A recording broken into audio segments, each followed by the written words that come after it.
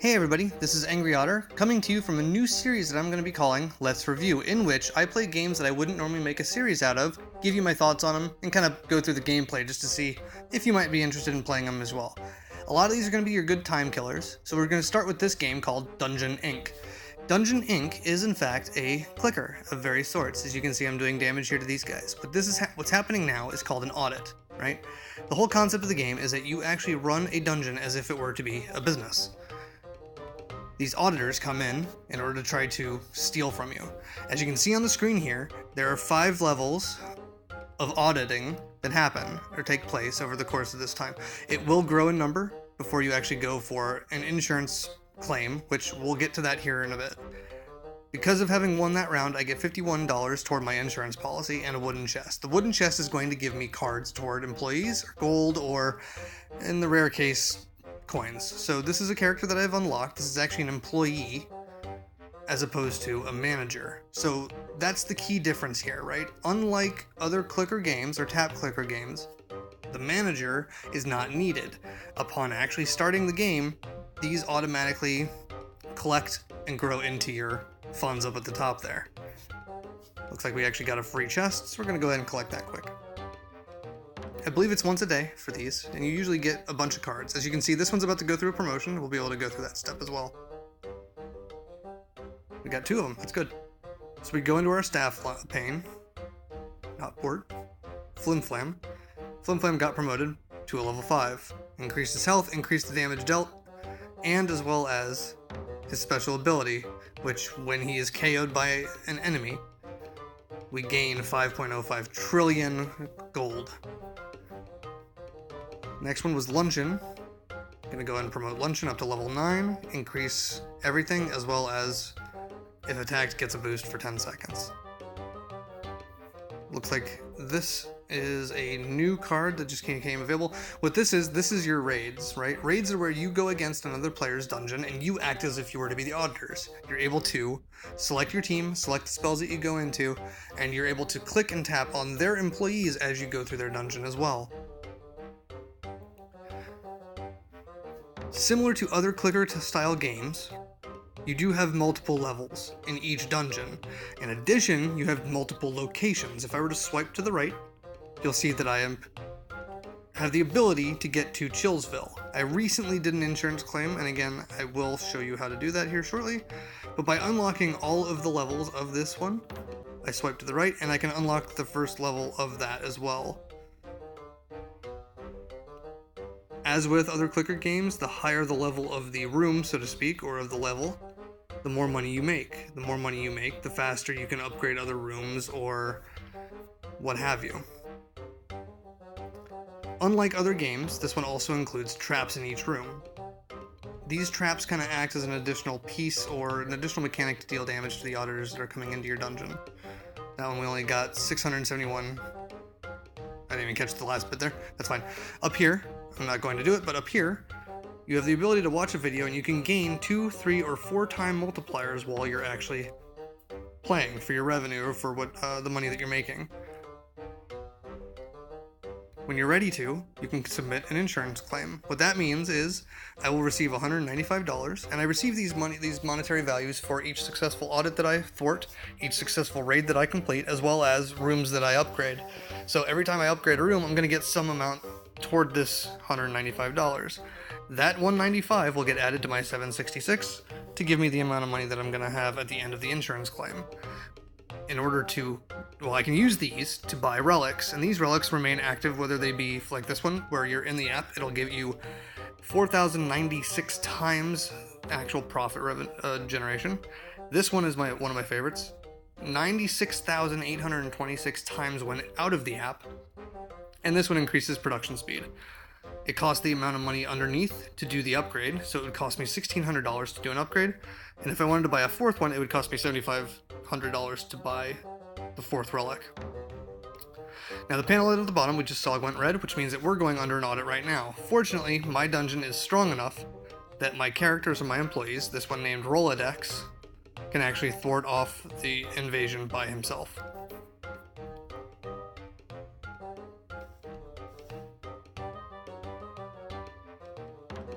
There we go, got some cards for Junk Trunk, and 1.34 sextillion gold.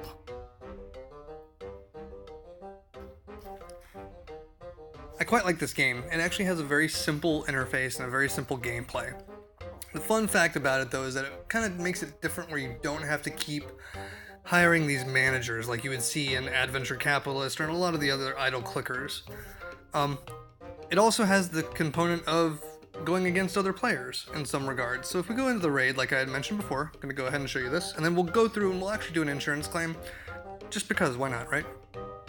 You select up to 5 characters, or 5 of your employees that can go with, and up to 3 of the spells that you actually have available to you. I have 4, I don't really care to do the Dollarizer, so I'm going to go ahead and say, let's go. They'll match me to a person's dungeon that they think I would have pretty close to as far as ranking wise. We're going to go against Dentistries here. What you do is you start selecting the characters at the bottom that you would like to deploy. I'm going to go ahead and have this one go in first because when he dies, he deals a deathly blow. I want him to kind of die almost first. It sounds bad, but that's just kind of how it goes. We're just going to start dropping these guys in here as quickly as we can. There we go. They each have their own walking speed, and as soon as they get into the room, you can start tapping on the enemy employee to deal damage to them. For every room that you clear, you gain a point and you gain a key. Keys are used to unlock bigger chests, better chests, which get you more and more loot. For every room that does not have an employee in it, you gain those points automatically once you clear the last one. So we're going to collect.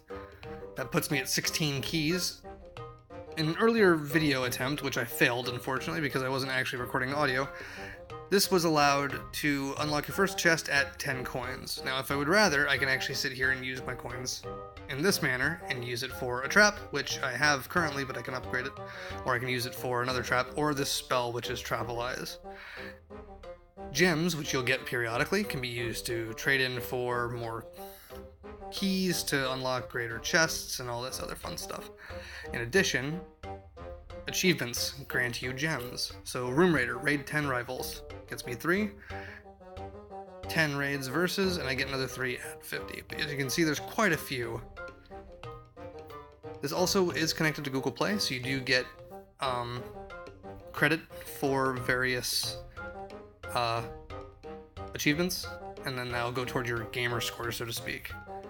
I guess to summarize, I like it. It has a little bit of a different mechanic to it where you don't have to worry about the management, like I had said. You're allowed some PvP, so you get to go against, maybe not PvP, but you get to go against other players and their other dungeons. It's great for just a quick jump in, jump out. I haven't seen too much of a disconnect in terms of how long you have to be in order for it to do a cloud save.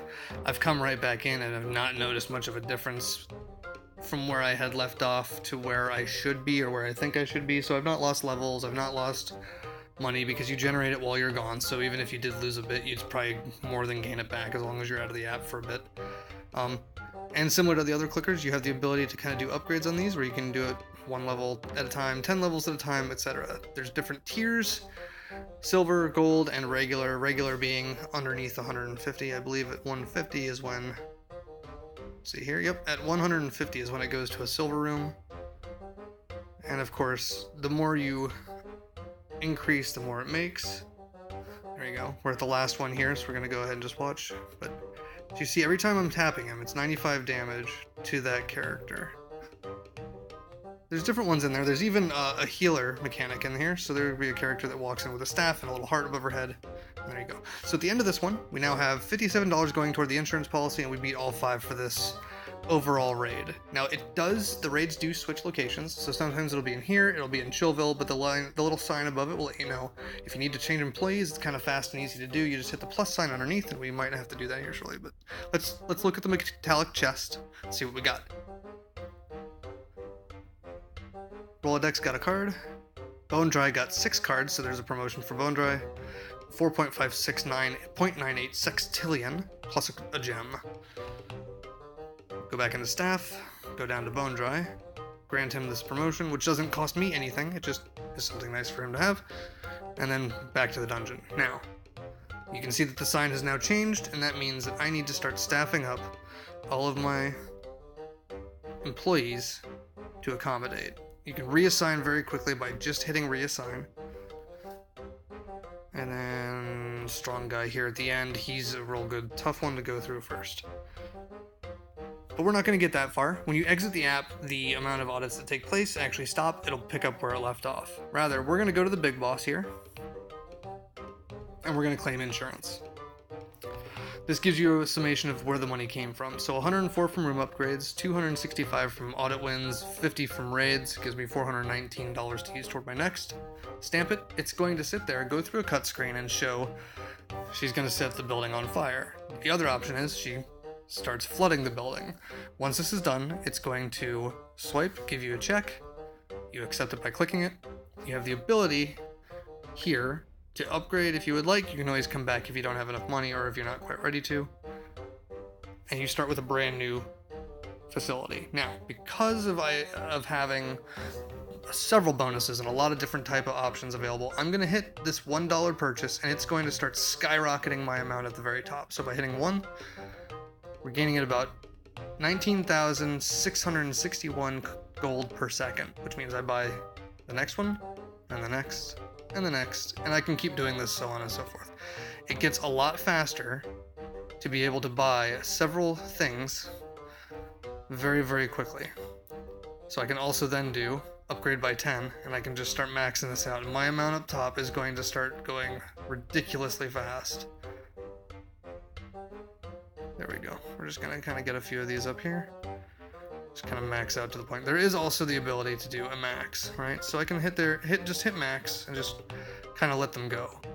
The higher the tier, the faster the bars go, the more money you make.